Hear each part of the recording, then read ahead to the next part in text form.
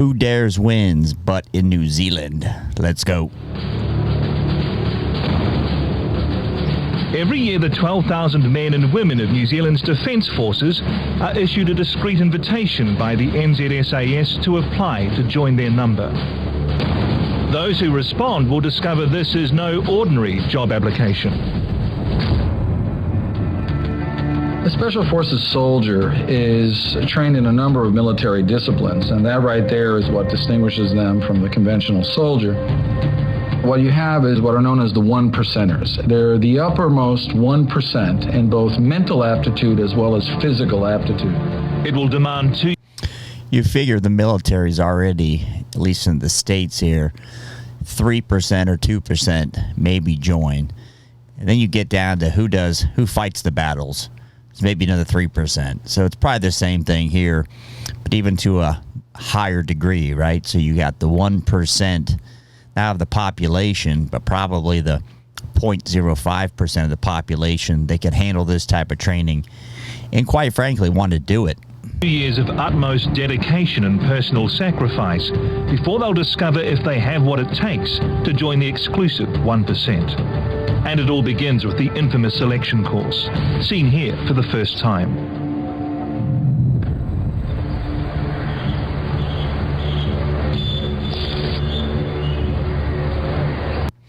Now, before you guys watch this, we know it's modeled after the British SAS. This came to birth in 1955.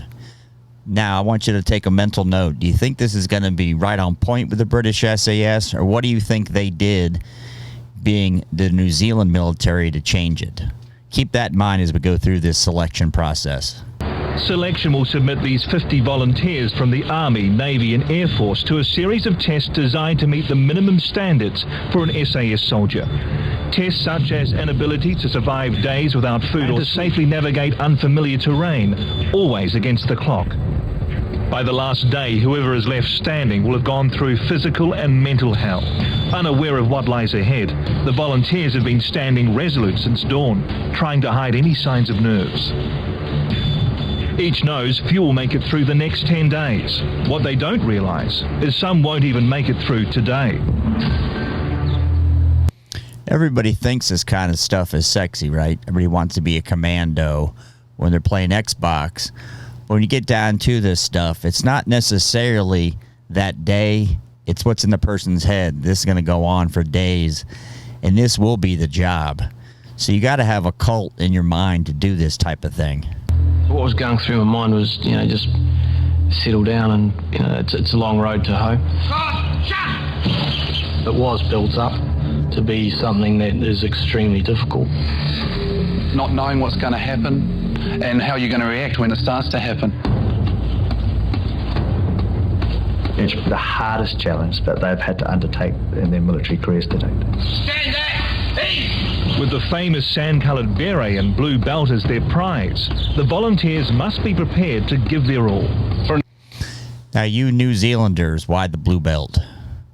I haven't done any homework beyond getting an idea how big the New Zealand military is and getting an idea on the selection here. Let me know in the comments. Put that one in the comments. Why the blue belt? I know them figured out. A number of you, you're going to be confronted with some very demanding challenges. It will really test you both physically and mentally. I would rather have no one pass the selection than lower the standards. Put your best foot forward, and I wish you all the best.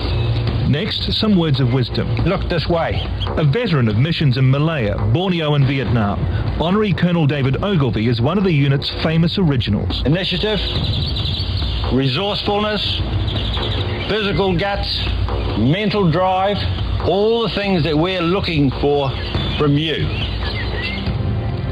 Give it heaps. In everybody's mind, I think, when they enter selection is just imagine that when you're nearly at the top of that hill, that there's another hill beyond that. Everybody was feeling the pain, but you had a guy on each side of you who was exactly the same. And they lasted one day, including some supposedly very fit physical training people. I think that, the whole thing was a bit much for them. Everybody comes to this fit, right? So if you come in not fit, you're kidding yourself. Hopefully they make sure They're 100%, the top level of fitness where they come. Now it gets into who gets hurt, who doesn't like the ouchies, who doesn't like being wet, right? Now comes their first surprise. The volunteers have to empty their packs for a full inspection. What we have given them makes up 35 kgs. It's been checked prior to them coming. But history has shown there's always temptation for some to lessen the load. If you don't have some of those items, it makes you stand out. Move! Watching the volunteers' every move are fully trained SAS soldiers, each with an innate understanding of what the unit needs, because they've had to prove it to get here. And it means they know all the shortcuts to look for. Yeah, can you be rattled? And that's the best part of this, is guys think they're going to buck the system. They're going to get around it somehow, right? They're going to lighten the load. They tell you exactly what to do, what to bring, and people can't seem to figure it out. So we can all be rattled. That's how quick some people get rattled compared to others. Those with missing items face a dressing down and are re-kitted.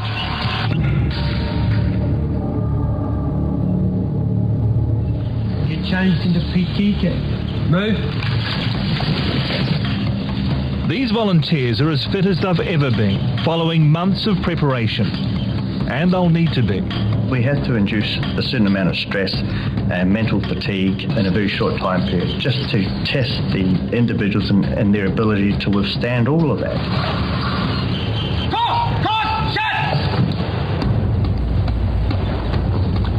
Listen up. On the command move, this is what I want to see happen. Leaving your weapons where they are, double down. Move! Straight away, they must prove their fitness levels. Anyone not meeting the 10-minute target will fail. You got to have a short memory in these kind of things, too, because you are going to fail certain aspects of it. They set the bar so high that there's some parts of it you're going to fail. Now, in the beginning, if you can't run, push, pull, swim, you're not going to make it, right? When you want something in life, you know you've got to go after it. I came along very fit. I wanted to get in there. Nothing was going to stop me. Nothing. And I mean nothing. And they really gave it to me.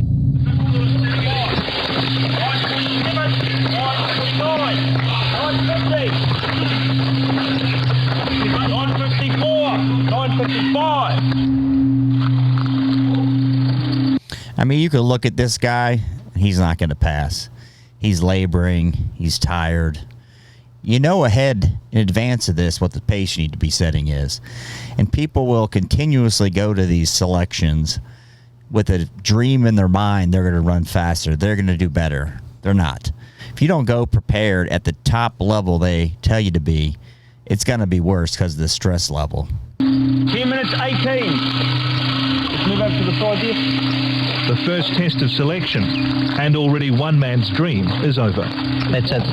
If they don't meet the required standard of any of those fitness tests, they are removed.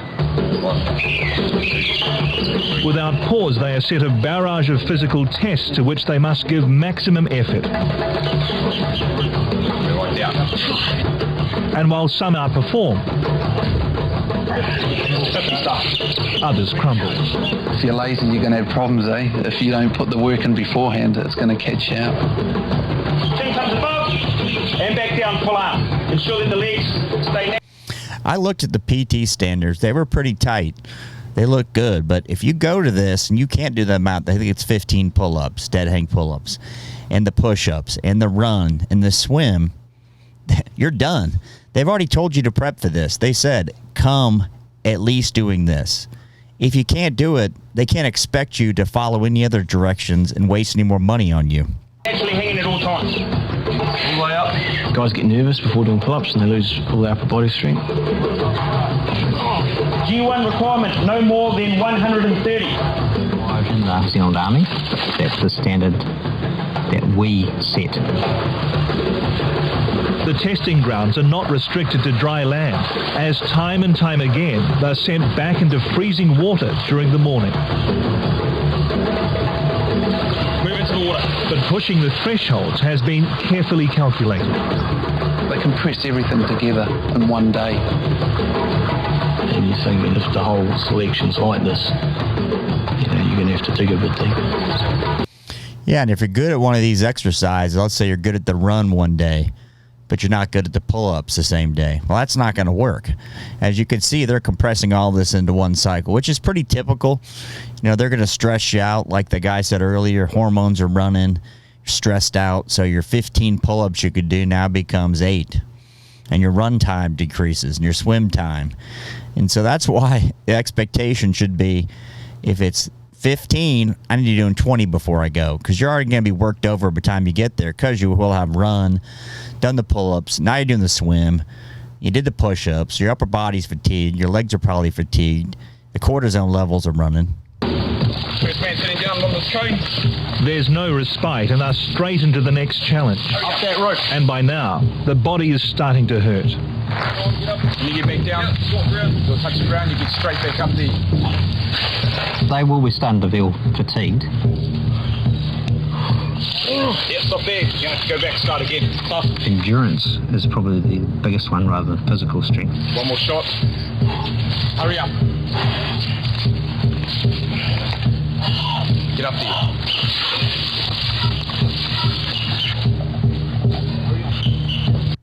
The guys that are winded here aren't going to make it.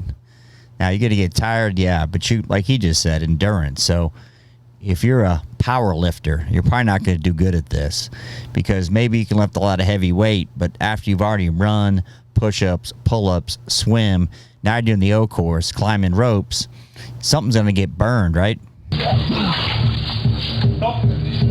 It's only midday, but for some, the dream is over. The selection course sorts out those who can actually put to one side the aggravation of the moment for the long-term purpose of finishing. Was demanding physically, mentally, and I guess to a degree emotionally. I think what he just said, the first man, was it's a test of, can you take the annoyance, right? In other words, that day you may be uncomfortable and you may be tired, but can you do it for the long term, right? This is a long game. A lot of guys will ask me about the military. I don't care if it's the U.S. Marine Corps or the SAS. It's patience. If you go there prepared, now it becomes a matter of the mental aspect of it. But if you're not physically prepared, there's no amount of mental aspect that's going to get you through this, right? Made you run everywhere. All the gear you had, quite often the gear would be scattered from back of the barracks right down to headquarters because we wouldn't have it fitting properly. That's always pretty funny when guys don't know how to square away their gear. So they think they got it tight, and they go humping the gear. Stuff starts loosening up, it's falling out, it's rubbing your back. That's never good. The temperature is rising fast on day one of selection for the New Zealand SAS. Already 4 volunteers are on their way home. They have a measure of military experience already. They are fit. They are well motivated. They are a lot tougher. The volunteers have undergone rigorous psychological tests to determine if they have the compulsory physical, mental and emotional balance that the unit demands. We use multiple sources, so we use the personality test, cognitive tests, we interview people, we look at their past performance. Past performance is one of the key indicators of future performance. They do all these tests, right? The U.S. military, New Zealand, they try to screen people to be successful. And you'll find out at the end that it'll still be the same attrition rate pre-screening and post-screening, right?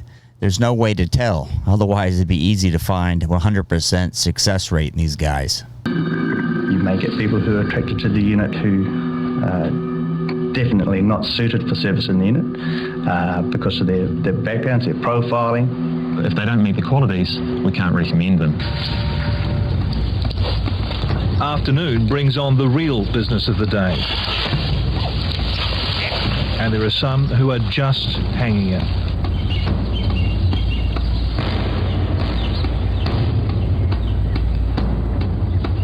Every footstep carries the added burden of 35 kilograms on their backs. I was fortunate enough to come from the battalion where you carry your house on your back.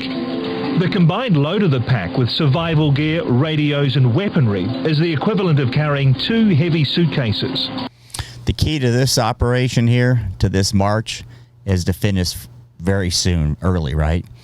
Because why? You get a chance to rest. Everybody else is coming in. You go put your gear down and sit on it for 5 minutes, 10 minutes. So the first place person definitely benefits. The last place, let's say the last place in the cutting score, has to go on to the next evolution. And then the last place guys that don't make it are out. And with the clock ticking, it's all carried at a blister-inducing rate of 7 kilometres an hour.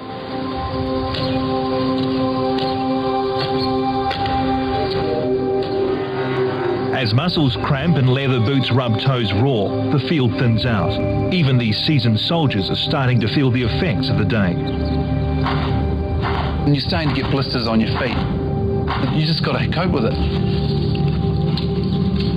The peg cuts into your shoulders. It was going to hurt, but my focus was getting through. It's a little man who's carrying the machine gun. It's a little man who knows how to drive himself and has been doing that all of his life. And I agree with him. I've seen some little guys carrying an M60, a full loadout, a combat loadout of ammo, pile of frags, no problem. And a guy 50 pounds, his senior in weight, has a hard time with it. There's no rhyme or reason to it, but it happens all the time. Have you guys seen that? Put that in the comments.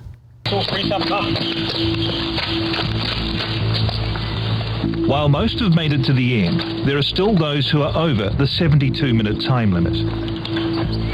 And again, there is no second chance. Well, you're gone. After 10 bruising hours, those remaining are loaded into trucks and driven deep into country to face the brutal chase known as the hare and hounds.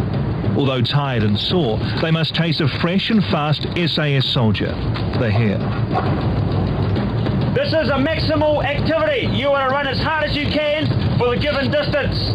You are to stop when told to stop. At no time are you to drop behind the 2 sweepers. Group 1, go! Those volunteers on borrowed time are sent first. Stand by, go! Therefore, at the end, they should be coming in around about the same time. And these 2 legs, they weren't. Problem with that one is you don't know when the end's in sight, so it plays on your mind. So you're running, right? It could be 5 miles, could be 3 miles, it could be 20 miles. And you're already fatigued, so it just starts wearing on you. That's where guys start quitting on these exercises where it's an undetermined amount of time. Let me down. Go! To make matters harder, 2 more SAS soldiers act as sweepers, the hounds, and no one must finish behind them.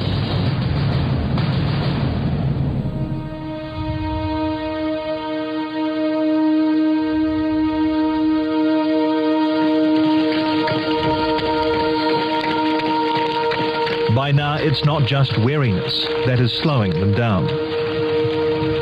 I think the boots play a big part as well. For me, I didn't choose the ideal boot for selection. I mean, if you can't walk, you can't finish.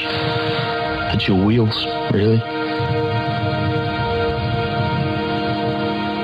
And boots will wreck you. You think you got it figured out, and they worked fine when you went on a 5-mile hike. You stick 80 pounds on your back. You're humping, you're running, you're carrying a rifle. Now they're sweaty, wet. There's no good way to protect your feet in situations like this. All you can do is go into it right. Boots that fit, good socks, good feet, and they're still going to hurt. All the way through there is pain. It is hard. It's very hard. You're starting to get blisters by this time. The boots just rub. The thought of being beaten by the clock or caught by the hounds is enough to spur most on. You know, if the bloke behind you passes you, you better start moving.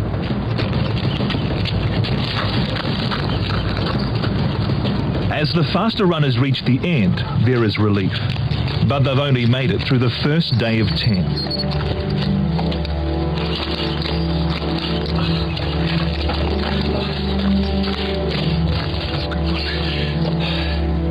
Meanwhile, the stragglers are in danger of... See, the stragglers now are get punished. So if you make the time but you're a straggler, you move on to the next evolutions. The other guys, I don't know if you saw that, were sitting down, probably catching some sleep against one another. Whatever you can do, because you got to take advantage of it. And they expect that to happen, right? Falling prey to the hounds.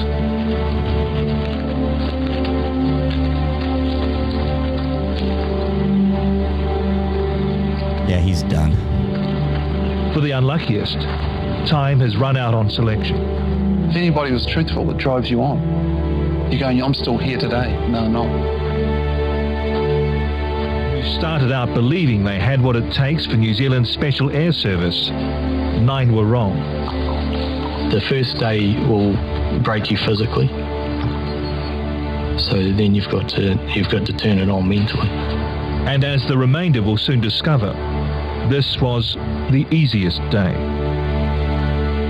Sleepless nights and lots of pressure put on to see if we could handle it.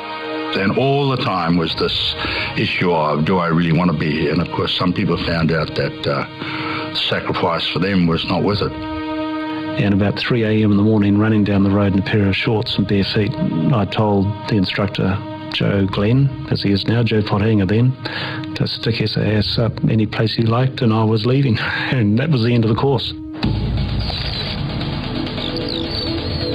And for some guys, that's the best choice, right? They think they want to do it. They're in the regular military. They like what they were doing. This seems pretty sexy and high speed. And they get there, they go, this is too high speed for me. I'm not even going to make it through the selection, no less start the training. If you're new to the channel, thanks for stopping by. For my current subscribers, I appreciate you. Thanks for watching.